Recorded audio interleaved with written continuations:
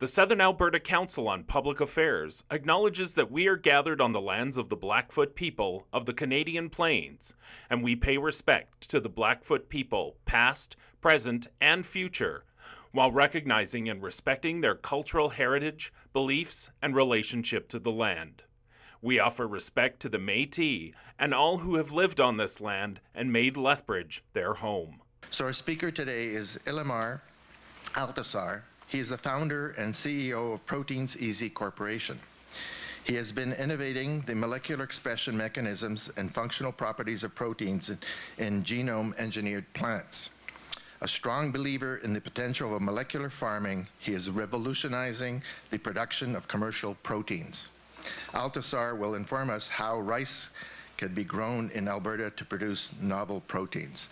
And the first question I always get when I tell them about this, rice in Alberta? You gotta be kidding. So we'll hope that Illimar will let us know how this is possible. Thank you.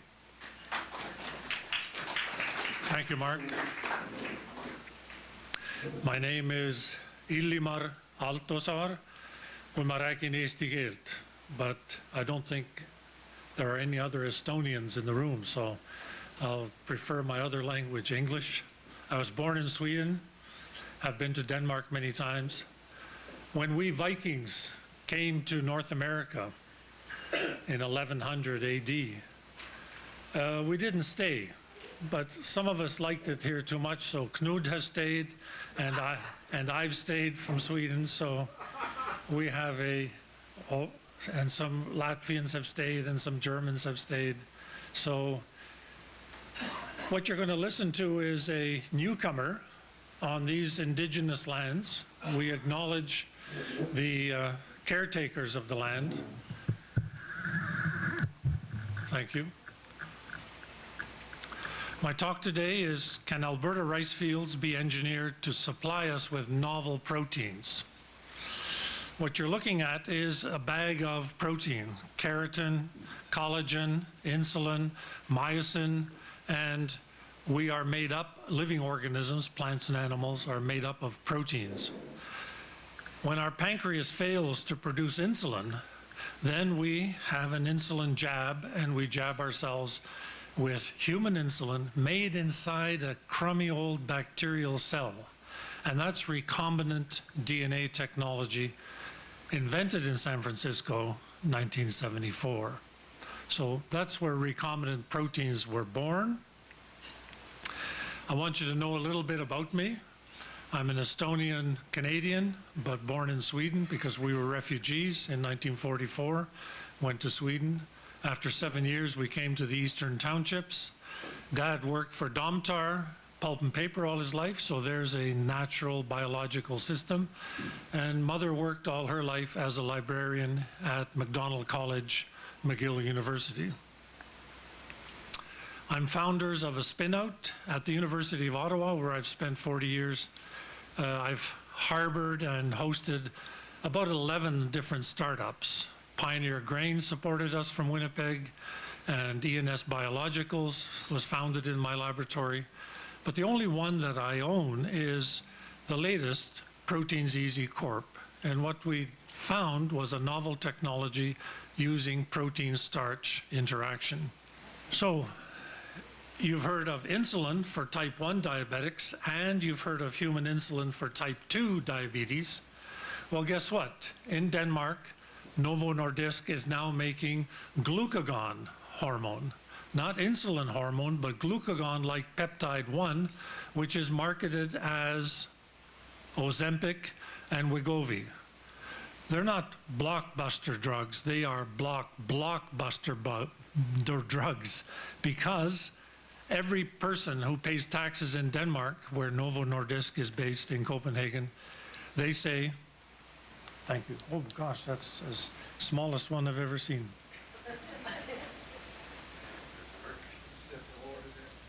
Okay. So we have pharmaceuticals, we have nutraceuticals, enzymes, biomaterials, and skincare and hair care.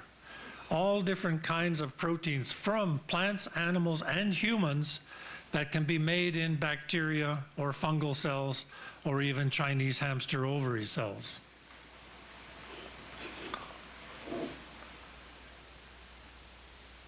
Novo Nordisk in Copenhagen is now making Ozempic, glucagon-like protein 1, and every taxpayer in Denmark is saying, thank you, America, for being obese, because that helps us lower our taxes in Denmark. It is just such a huge, huge, phenomenal success in biochemistry. What is a recombinant protein?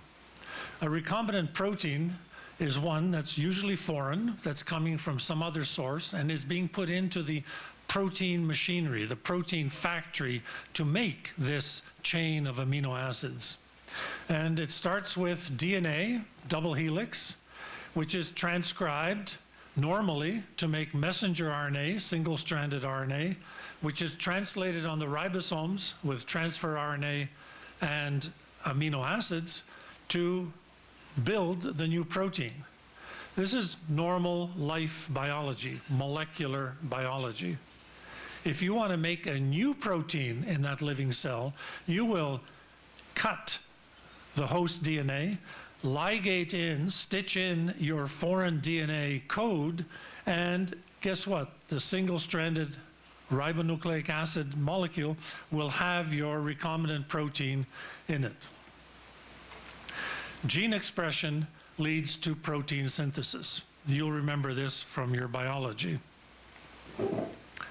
So I've been mentioning that Novo Nordisk, Genentech in San Francisco, Pfizer, Roche, Eli Lilly in Indianapolis, they're using stainless steel fermenters, big sauerkraut vessels, to grow these bacteria in order to purify out the one protein that Health Canada or FDA has approved. The microorganisms break down a compound in the fermentation broth, like sugar, and they create a product, the protein of interest. And you'll see POI, protein of interest, a lot on our recombinant protein slides. But the problem with this discovery from 1975 in San Francisco is it requires specialized facilities and equipment. Whereas opposed to rice, which is grown anywhere in the world where there's some soil, delta, marshland, paddy rice, highland rice, where there's no water at all, doesn't require any facilities. It's just traditional agricultural industry, which is 15 millennia old. Stainless steel costs a lot of money, so we have very high costs for producing these recombinant biopharmaceuticals. These vessels are full of water, and you've got to have sterile water. So Novo Nordisk in Copenhagen had to build the world's largest water treatment facility to put into their fermentation vessels, an enormous cost. And we, the people of the earth, have to pay for those costs. High water usage. There's risk of contamination because the vessel is incubated at 37 degrees, where bacteria love to grow in our intestines, in our colon. 30% of our fecal matter is bacteria. They love to grow at 37. So this is all very, very susceptible to contamination. And Genzyme in Boston went bankrupt because a little virus came in through one of these valves and just took the company down. When you've taken your protein out, you have to kill the bacteria, and then you have to dispose of this sauerkraut juice. And you don't just throw it into the Old Man River, you've got to treat it. So you have a wastewater treatment plant that goes along with classical recombinant protein technology. FDA says if you're going to use this stainless steel vessel to produce GLP-1, Ozempic, Wegovy, that's the only thing you can put in there, because we come in and we check your fermenters for contamination, and we're looking for your commercial protein.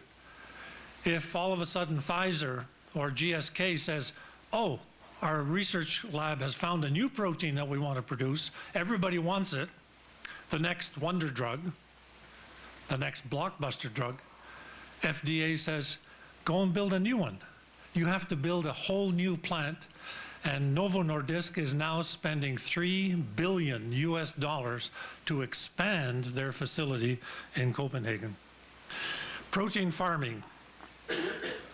Protein farming is growing crops to produce a recombinant protein. Instead of using stainless steel fermenters, we use free sunshine, free rain, free soil, free CO2, because that's the fuel that plants need, and it's existing technology. Farming is an existing technology. We don't have to invent anything. When recombinant proteins are expressed in plants, it's called biological molecular breeding, it's called molecular biofarming, and it's called protein farming, protein molecular farming.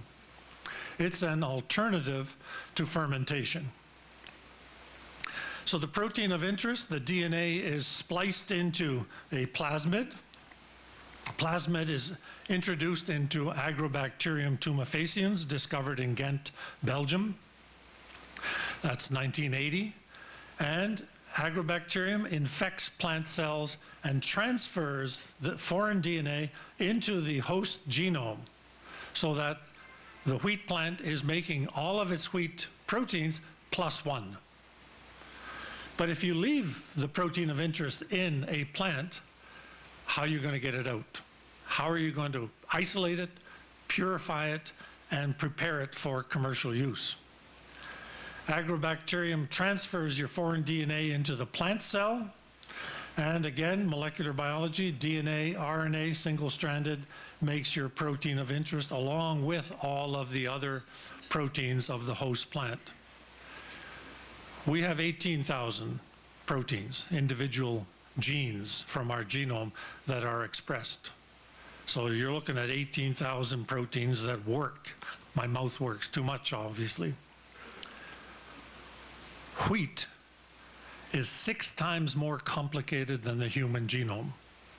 Just a normal grass like wheat on the ground, it is very complicated. Rice is 3 times more complicated than your proteome. Why? They're stuck in the mud. The birds come, the rats come, the viruses come, viroids come, bacterial diseases, and the plant says, I've got to fight them off. And guess what? Through evolution, plants have fought off all of its pests and they thrive. So you have a very lively wheat industry here in Canada, in Alberta. So from 1980 onwards, we have transgenic plants, genetically engineered plants. The most common one is Bacillus thuringiensis from Thuringia in Germany. A bacteria was found that has an endotoxin in it, and that protein is specific to insect pests, Lepidoptera, striped stem borer in rice, gypsy moth in New Brunswick forests, spruce budworm in the Quebec spruce forests. The lepidopteran pests are a huge economic cost, and through genetic engineering, we took the endotoxin gene from BT, Bacillus thuringiensis, we expressed it in plants, and when the larvae hatch on a normal BT corn plant or BT canola, one bite and that endotoxin, a natural biological control protein, the larvae drops dead. It's a very, very specific relationship in nature. Here's another genetically engineered organism. It's missing the gene, so you can use molecular biology to knock out a gene. So with phloem unloading modulator protein, here it controls phloem, and you know that your potato crop in Tabor grows very slowly. It takes 3, 4, 5 months to grow a crop, or the tulips in your garden. Why do plants grow so slowly? One of the proteins that's regulating it, and we don't know why nature has developed this, but if you knock that gene out, phloem unloading modulator, all of a sudden, rapid growth. So that's a use of biotechnology in agriculture. Let's just go down the road a little bit past the coal mines. We come to Summerland, BC, and you've heard of the Arctic apple. Here's apple browning. 40% of apples that are purchased at Walmart RCSS they're in the waste bin because the kids say, well, no, I can't all eat it at once. I'm leaving it on my school desk. And the apple goes brown because of polyphenol oxidase. So Neil Carter in in Summerland, Okanagan, he said, if I knock out polyphenol oxidase, do genetic engineering of the organism so it's devoid of PPO, we have an absolute snow white apple, Arctic apple, genetically engineered, approved, and sold around the world. Common rice is white, but why is that? Because in the rice roots, the rice leaves, the rice stem, there's vitamin A, because all plants make vitamin A, and we need to eat plants. But for some reason, the genes have been knocked out naturally, so you have white polished rice. And my lab and Ingo Petraikas in Zurich, Switzerland, we took 5 genes from narcissus, daffodils, and from bacteria, and we expressed vitamin A in the endosperm of the rice kernel. And you have vitamin A enriched genetically engineered organism for fighting xerophthalmia and night blindness. Here's the local success story. Fuji apple slices from Okanagan Specialty Fruit. It was recently acquired by an American company, and they're in Moses Lake, Washington, just directly south of Summerland, BC.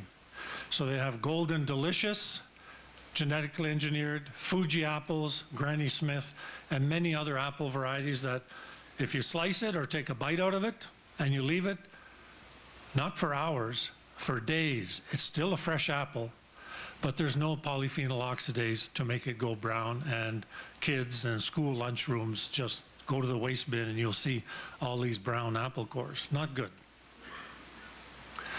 What are some of the protein farming advantages? Agriculture is robust. Hey, we're in Alberta. We know how to handle grain crops, and we can also handle difficult to express proteins that need to be modified after the ribosome. Glycosylation and other chemicals in the cell are added onto the protein to make it active.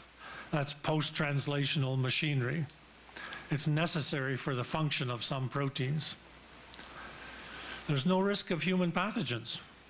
We eat cranberries off the bog, we eat pine seeds from the pine cones, and there are no known human pathogens in living plants. So it's a very safe machinery to use to make a protein that we want, something like Ozempic.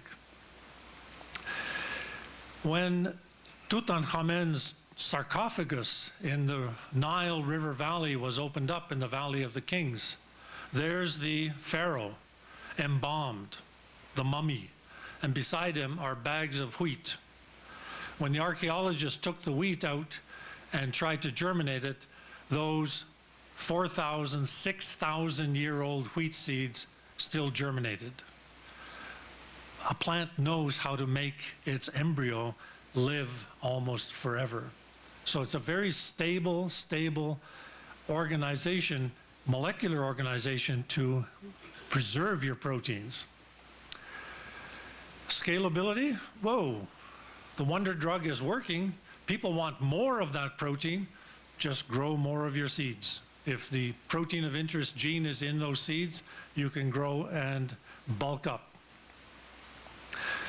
You need reduced equipment and resources, not some big fermentation factory, but just take your land and grow on a new variety. Obviously, with existing technology, extant technology, we have reduced production costs. What about these costs? Excuse me. If you use conventional non-plant source to make a very common recombinant enzyme called transglutaminase, discovered by Ajinomoto in Tokyo, they spend $131,000 to make 1 gram of that enzyme, used in cross-linking proteins in sausage, in bakery, in ice creams, in dairy, in yogurt. Very, very common food processing aid. We are trying to make it in plants, and our costs of making it are much, much lower. Collagen for skin care, excuse me, skin care and artificial cornea for eye repairs. Fibroblast growth factor. What do you know about lab-grown meat? You know that biotechnology on the animal side is trying to have no stockyards at all and will just grow in stainless steel fermenters an artificial steak. But it's really an Angus cell that's multiplying. But to get that Angus beef cell to multiply, you've got to add growth factors in your stainless steel fermenter to make the tissue, the actual muscle tissue that's the lab-grown meat. Synthetic silk. When the Vikings came to L'Anse aux Meadows in Newfoundland, or when the Portuguese came and stuck into Labrador for fishing, way before the French came, Jacques Cartier in 1535, they were not looking for North America. They were looking for silk in China. They thought if they sail west, they'll get the silk and gold of China. We got in the way. Right now, one of the strongest proteins in the world is silk. Darwin bark spider in Madagascar, when you do this and the spider drops down from the ceiling, you see the single filament of dragline silk. That silk doesn't weigh hardly anything, and yet you try to pull it, it's the strongest material that we know of in the universe. Kevlar, nylon, tungsten, steel, whatever, per weight, it's the toughest material, and it's pure fibroin protein. So together with Lululemon in Vancouver, Imperial College in London, we've been doing research on producing an improved over nature. We've taken the Darwin bark spider gene and done computer engineering on it to make it even stronger through its amino acid sequence. The discovery in my lab is here called dry fission, and the process at Proteins Easy starts with the expression of the protein of interest in rice. You'll find out why we use rice, because there's no tag in rice. And from the laboratory to the greenhouse to the field, we develop custom engineered crop lines, cereal lines. So you do normal agriculture, plant, grow, harvest, and take off the hulls, polish off the bran, mill the rice flour into 100 micron particles, go into a Sturtevant jet mill, and that then is air classified, and the rice host plant protein is taken out of the system, because if we want rice proteins, we just eat rice. But we want the recombinant protein. So we've sequestered it, we've tagged it onto the starch granule using a wheat protein from soft white winter wheat. And once it's on the starch granule, then we can cleave it off with basically vinegar. You can smell vinegar in the room. That little bit of acid in the room will cleave our tag from the protein of interest from the starch granule. So that's our protein farming technology. We do face challenges. Regulation for molecular farming in Canada has not been defined, but CFIA has said that they're looking at Proteins Easy and will use it as a model system to say if you have confined field trials with border rows around it with normal cereals, normal rice, then it should be good to go. Yes, there's public opinion and concerns about contamination of food crops, but if you use canola, as Symbiosis in Calgary did 30 years ago, there's a concern that your engineered canola will crossbreed and cross-fertilize normal fields. Well, at the moment, there's no rice anywhere in Canada. experimental plots in Harrow, Ontario, experimental plots in Abbotsford, BC, and here in Lethbridge. So rice might be evolved from normal breeding to become another crop here. CFIA doesn't call it genetically engineered biotech crops, they call it plants with novel traits, like the Arctic apple. Ours will be synthetic silk in rice. We know that to get farmers to grow our biotech rice, it will have to compete with the land, and there will have to be a premium put on so that the farmer has an economic advantage to grow ours. The weather, environmental factors, yeah. The level of protein may change from season to season, and we'll have to take note of that. I've been at it for a number of years, so don't talk to me about the lengthy variety development. It's not something that we take out of the drawer and say, oh, I've got a synthetic silk from Imperial College growing in Lethbridge fields.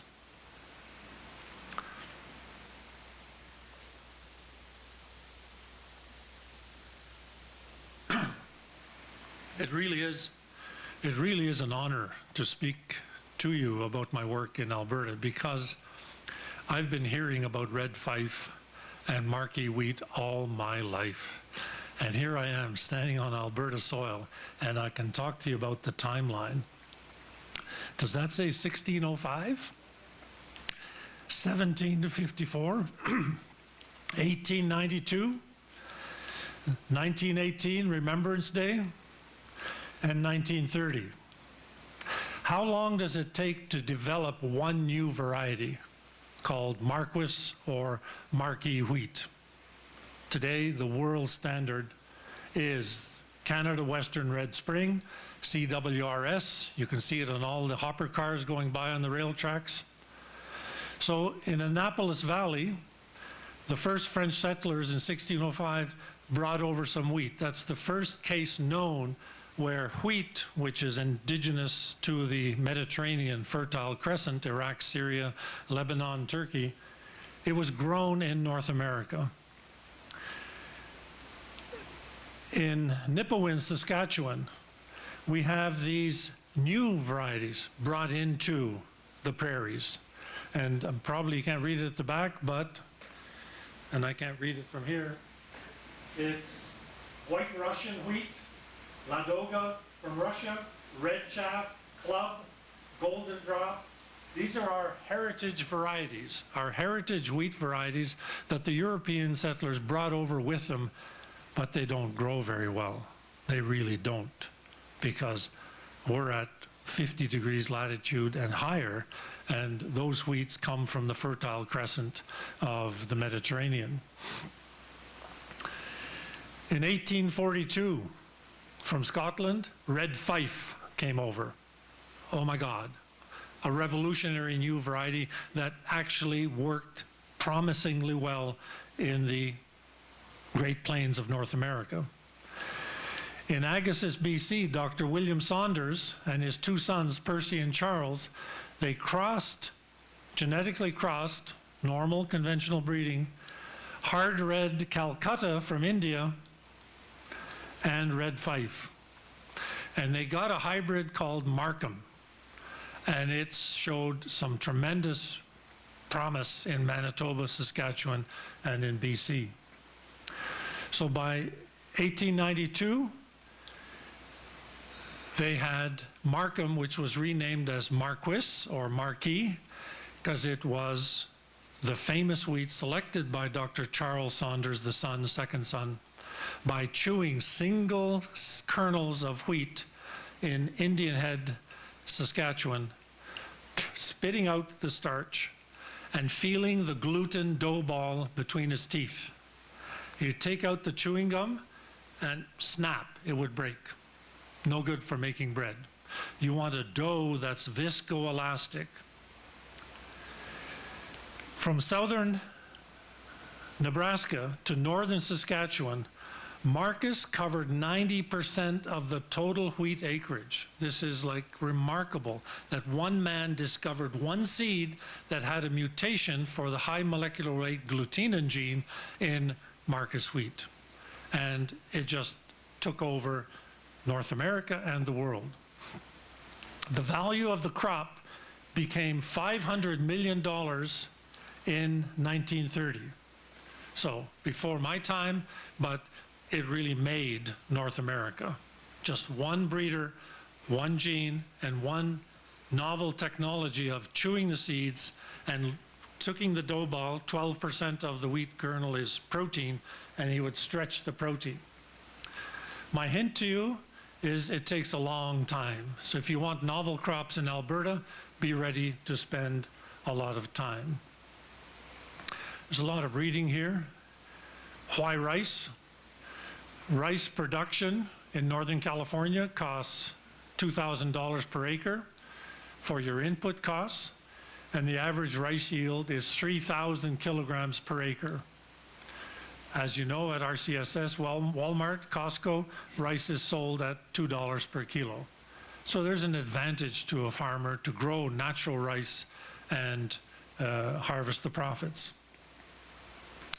Rice does not contain puroindolin, puros, the Latin word for wheat. Indolin is the side chain of tryptophan amino acid, which is in that protein. A double ring, it's the most complicated amino acid of the 20 that goes into our proteins. And lucky for us, the pin gene from soft white winter wheat, SWWW, is not found in the rice genome. In wheat, barley, rye, and oats, purindolin is stuck to the starch granules to make it soft. It's a non-stick protein. Purindolin gives us two advantages. Since the rice genome is devoid of pin, its starch granules are bare or naked for us to use at a molecular scale to stick it on with its cargo. Pin serves as a tag with its protein of interest, coupled with pin, makes a fusion protein of pin plus POI in the rice proteome, ensuring that the protein of interest is targeted to the starch granule. It's like a hook, line, and sinker, that wherever the heavy starch granule goes, purindolin drags the synthetic silk molecule with it. And here's a cartoon of the construct.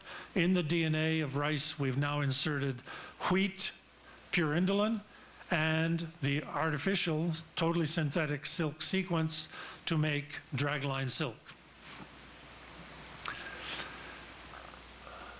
Therefore, when rice is produced containing the fusion protein, we know exactly where it is. It's going to be on the surface of the starch granule. The blue protein is the purindolin with 5 tryptophan residues in it as the molecular tag.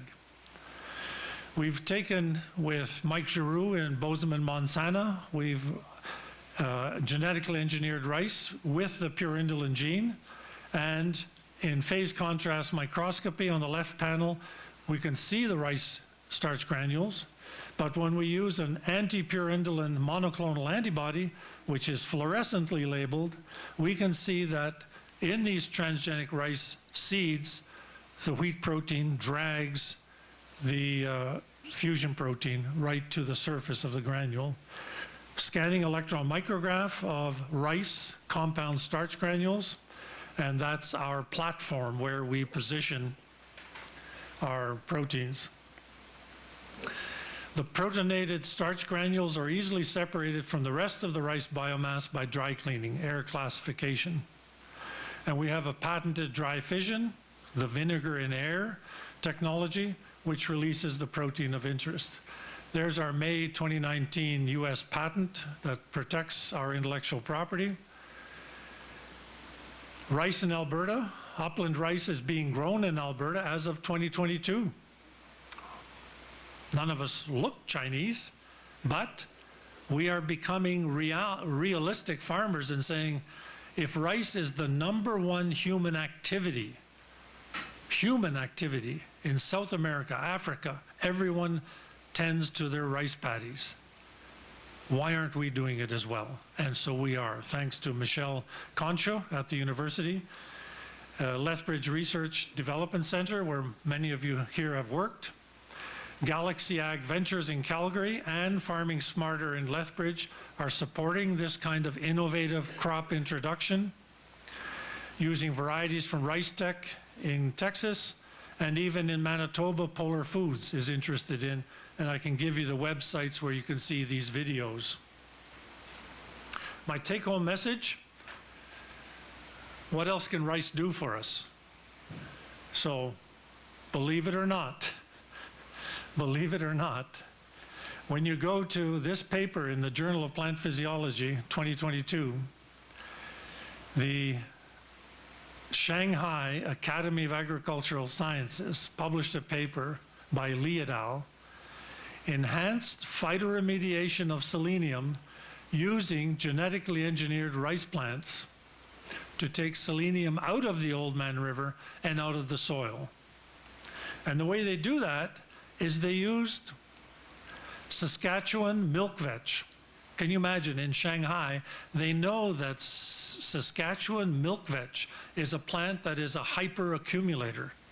It sucks out selenium from the soil and the soil moisture and accumulates it in the plant, so it's not going to be in the river. And they do that by expressing two genes, a human gene for selenocysteine lyase and the Saskatchewan milk vetch selenocysteine methyltransferase. It methylates selenocysteine and allows it to vaporize up into the air. So you can take a look at selenium phytoremediation using engineered crops. I'm open for questions. Thank you for your attention.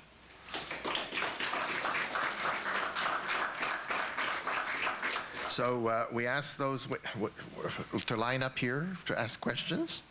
Please line up along here. Please state your name and your question briefly. No long preludes or stories, please. We expect respectful and polite discourse. If you prefer to write your question, only those legibly written and signed will be asked by me. Just give me your written question. And first question, or Bev?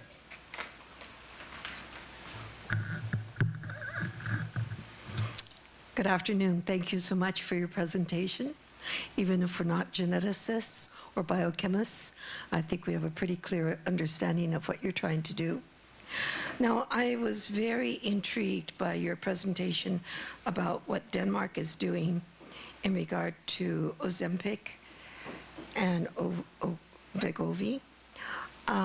I thought that you would be leading us in your funnel-like presentation to how you were going to be using rice here to create something similar to Ozempic or Wegovy. Could you explain to us if you are in the process of doing such experimentation or plant breeding? Because yes, obesity is one of the greatest health risks in North America. Thank you. Bev Mundell-Atherstone.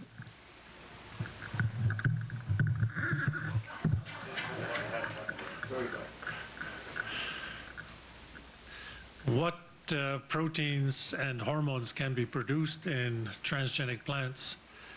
Glucagon-like protein 1 is one that is being made still in bacteria in Denmark. But Genentech in San Francisco came to us at the University of Ottawa to make insulin-like protein 1.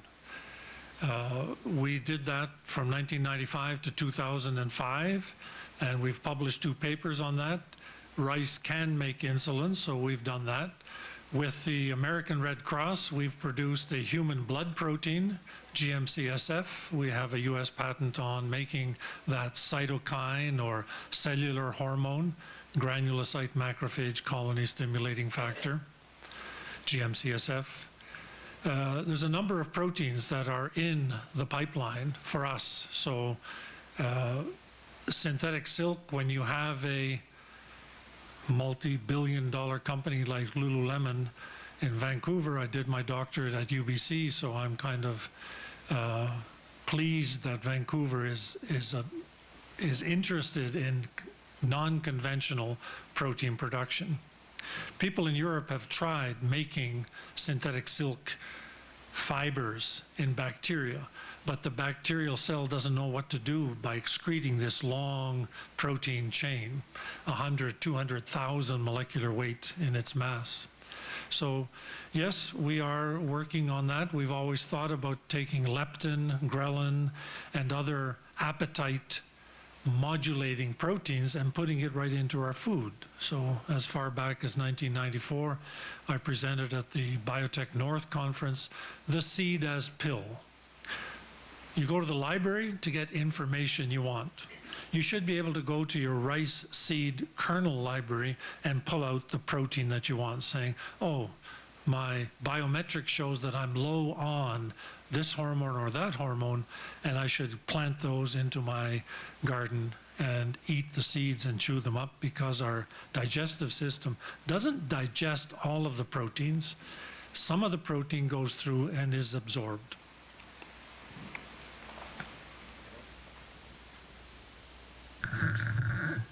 Hi, Elamar. Henning Mundel. That's a new one. As I think I told you last time, I'm a retired plant breeder from the research station. And just, you might be interested, in 1992, I was the one in charge of doing those symbiosis canola field trial, the first ones, and 3 years we had to cultivate around and CFIA inspections and so on. It was quite a hassle. I have two questions. One is about your protein and your work here. What kind of timeline do you see that any kind of even small-scale field trials can be done before commercialization of that? How many years do you think that is possible? And the other one, you're talking about the Ozempic and so on in Denmark, but so much of the EU is so allergic to anything to do with recombinant DNA, and so that's why they go to North America to market?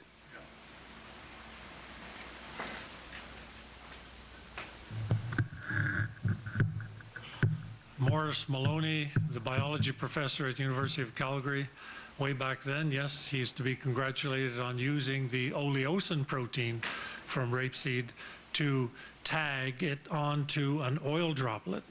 But the trouble with Symbiosis's patents and technology is that you've got to crush the canola seeds, take out the oil, and his protein of interest is in the interphase and the aqueous phase. And he has to use aqueous protein chromatography, and it's economically unfeasible to use that kind of molecular farming. So Morris Maloney also comes from Imperial College, where I postdoced, and we're good friends. I wish him well. 5 years from now, 3 years, we should have field trials in Kemptville Agricultural College. I forgot to mention that I grew up at Macdonald College, where my mom was in the library. My first job was at the Quebec Provincial Seed Farm, working for plant breeders Howard Stepler and Harold Klink. So those are my first bosses ever when I got paid $1 an hour. I don't get paid much more now.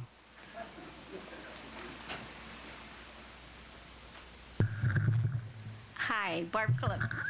Thank you. That really tested my biology 30 back in the day, but excellent presentation. The last, towards the end, your slide presentation, that one about selenium kind of caught my eye, seeing as it's the most used word in southern Alberta of late, it appears. So again, could you comment on the timeline if we're going to do it this way, or maybe just don't let selenium get into the water in the first place?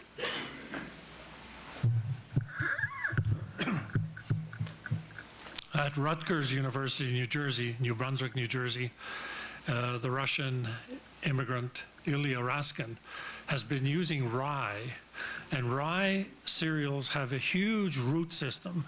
So he's one of the pioneers of phytoremediation, using plants to remediate soils. So you can take out arsenic, you can take out lead, you can take out selenium.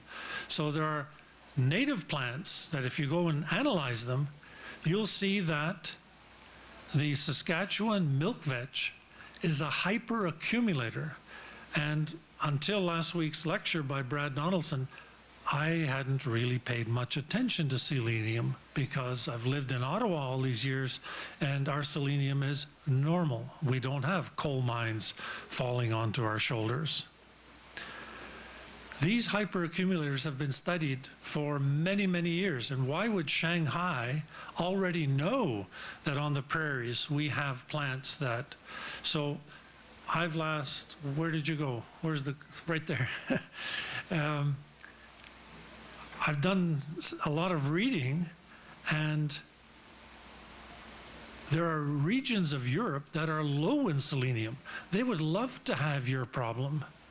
Finland is low in, Finland, Estonia, Denmark probably, they're low in selenium.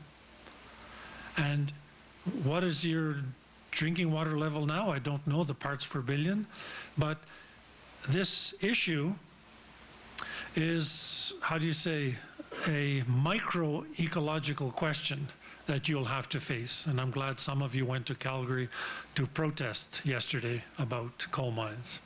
How many went to Calgary to protest? Bravo, bravo. May your voices be heard. Justin Ellis, and my question for you is more around the commercialization of this. So how many acres of field do you need to fill one bag of rice, just to put it in context for someone like me? And then how many acres of rice would you need to help Lululemon produce one gym shirt? Good. Excellent. The economics. I showed you that we can get 3,000 kilograms of rice from an acre, and our estimation of protein synthesis is that we can get 50 grams of protein. 50 grams of protein from an acre of rice. And that's enough to do electrospinning of the thread. And when you weigh a polyethylene or polystyrene shirt or spandex or lycra, it really doesn't take much of a thread to make one piece of athletic leisure clothing. So we've done those economics, and we are encouraged by the yield of protein. There are rice varieties. Normal rice on your kitchen table is 6 to 8% protein. There are rice varieties around the world that are 12 to 14% protein. So all the genetics and agronomy has to be calculated out. We're at the lab scale now. So we have a question here. What happens to the selenium after it has been released into the air using phytoremediation?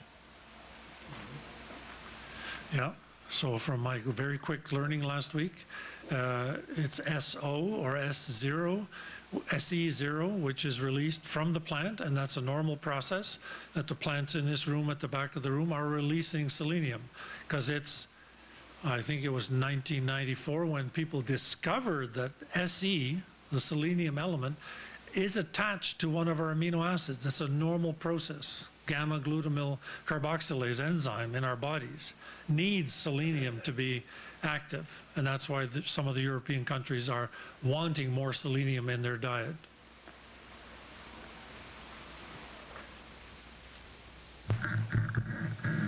So that's a nice lead in to my question, which, oh, Leona Jacobs, by the way. My question, my curiosity that popped up as you were talking, there was a few examples. One was the bacillus thingamadooey, yes, and it's used to combat Lepidoptera pests. So I don't have a smartphone. I am drawing from my brain here. Butterflies are part of that same genus, are they not? No? Okay. Then moths. Okay, that's it. So another one was the sort of cost-benefit analysis of cropping rice versus what we grow currently. and what that would mean in terms of the whole imperative people feel about food and, you know, the projected 9-10 billion people in the world and all this other stuff. I had a nice debate about this with a sugar beet farmer once, but anyway. So it's really about the cost benefit of this versus what might be taking place up in the specter of farming. So the nub of the question is very specific. You're dealing with something very specific, but have you considered the unintended consequences of what this might be once it rolls out? The unintended, you have a very big intention in doing this research, but what are the unintended consequences? We see this with artificial intelligence. Great idea, kind of went sideways. Social media, great idea, kind of went sideways. So what are the unintended consequences, and have you thought about that? And the second question is, with respect to selenium, how fast does this phytoremediation require, considering that we might have a mountain rolling selenium down the Oldman River?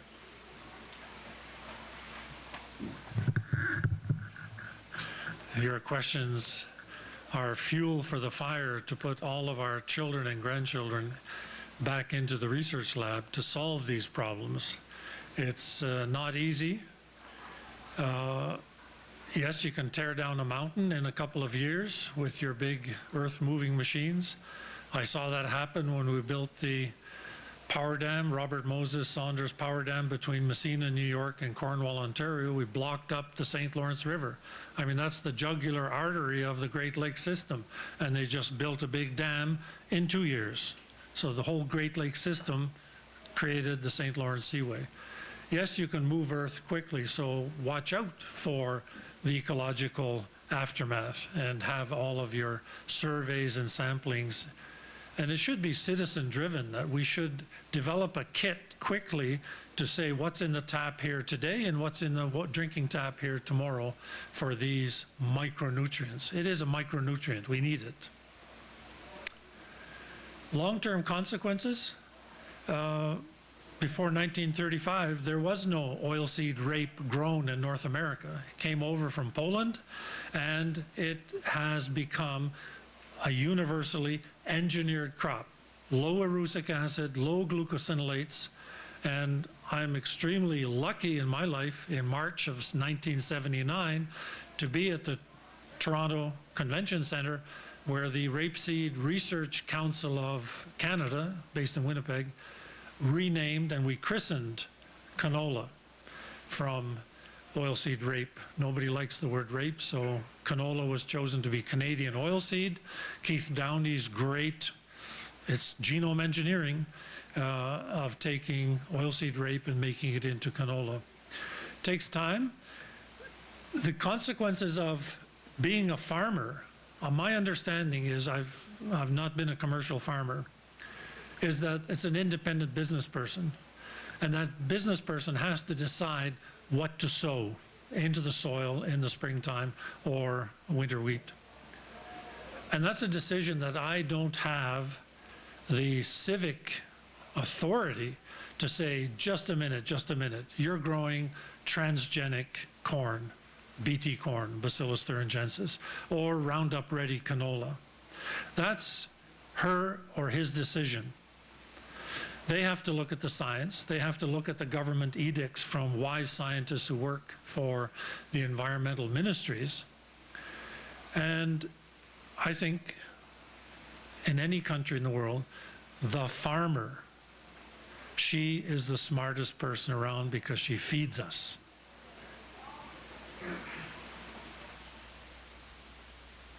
Thank you, Dave Major.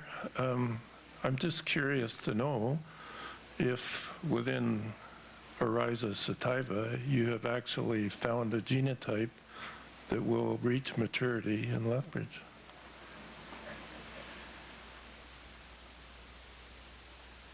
I've seen Michelle Conchos rice plants at the university greenhouse. I haven't had a chance yet to go out into the field last summer, but I hope to this summer. And just like Red Fife had a early maturation date. I think if we take rice seriously as another cereal, then we can be serial investors, we can be serial entrepreneurs with a C. So it may take some time. Our experimental system is based on rice because of the absence of pure indolent.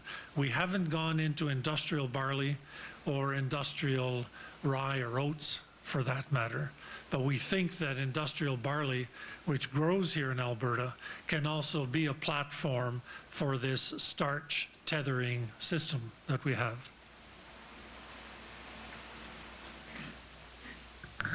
Thank you very much. I'm Ian Hurdle. First of all, I want to congratulate you. I have a molecular biology degree from McGill because this is the best presentation that I've seen in translating a fairly complex process to a regular audience. My question for you is, can we dryland farm rice like most of the world is rice paddies, it's planted in water, etc.? Are we able to do this?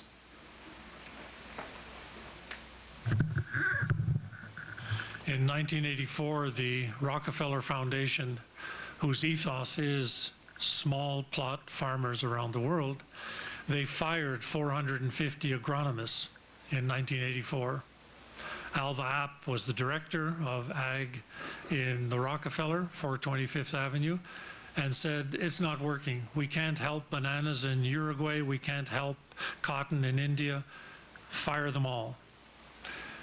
We're going to hire agronomists to work on rice. And instead of hiring them, in 1984, they started funding every corn program, every wheat program. I was a canola laboratory. They started funding us to take our knowledge of molecular science and put it onto rice. And at that time, we couldn't grow rice in a research laboratory. We failed for 3 years at University of Ottawa. We couldn't get the lighting, the soil, the temperature. So it takes a long time to get this going, and it will get going. Okay, I'll have the last question. For centuries, farmers used to grow their own seed and replant it and forever. And the biggest controversy that happened with Monsanto's Roundup Ready canola, for instance, is farmers were very upset that they could not reseed their seed that they've harvested. Because the reality wasn't there that they did not realize how much money went into developing such a transgenic plant.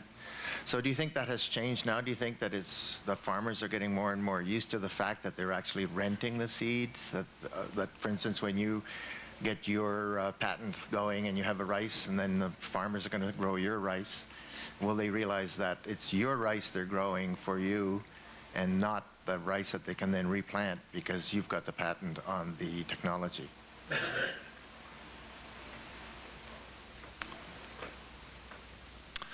Annabelle Sutar, a graduate of Princeton University. She's a documentary playwright, and she wrote a play called Seeds. And I met her outside the Supreme Court building in January 2005 when Percy Schmeiser and Monsanto went head-to-head on the Roundup Ready canola being blown into his fields in Saskatchewan. Annabelle's play called Seeds features my wife and I in the play because I had my biotech students in front of the courthouse. We wanted to get in to listen to this great debate on GM. And she heard me say something about food. And it's like my question to the back of the room. I can't talk as a farmer because I'm not a farmer, but I'm a human being and I eat. So I won't discuss the Percy Schmeiser case until we sit down and eat. So Mark, we ate lunch together today. So it's the same answer to you. I would encourage those of you here who haven't seen the play Seeds. It's been staged across North America because it answers that question of how afraid are we of change? And as I've seen from Ladoga wheat from St. Petersburg in 1745 to Red Fife in 1842 to Marcus in 1907. Change is slow, but farmers choose the best technology. And I don't know what farmers will do when I come up to them and say, listen, I need 10 acres of an experimental rice line, will you do it? So I think Farming Smarter will actually do it. So these are our NGO partners for the time when we're in R&D stage. Do you have any final words you'd like to say, or is that pretty well wraps it up nicely? But is there anything else you'd like to say? The old Greek philosopher, food is thy medicine, and make medicine thy food. So I enjoyed having lunch with you today, and think about what you eat, think of how it is produced, and support R&D, research and development, wherever you can. And when a student says, oh, I want to go to Rutgers to learn AI or machine learning, one of my 3 sons did his PhD on artificial intelligence at Princeton. And I would say it's an exciting world. I'm trying to see how our world changes. How could I have found the Shanghai, Saskatchewan milk vetch in one day? Thank you, Google. Thank you very much. So next week's speakers will be Kirsten Fantazer and Jamie Albright-Talma, and the topic will be how can we make a difference in our community with evidence-based public safety projects. So we hope to see you next week. Thank you.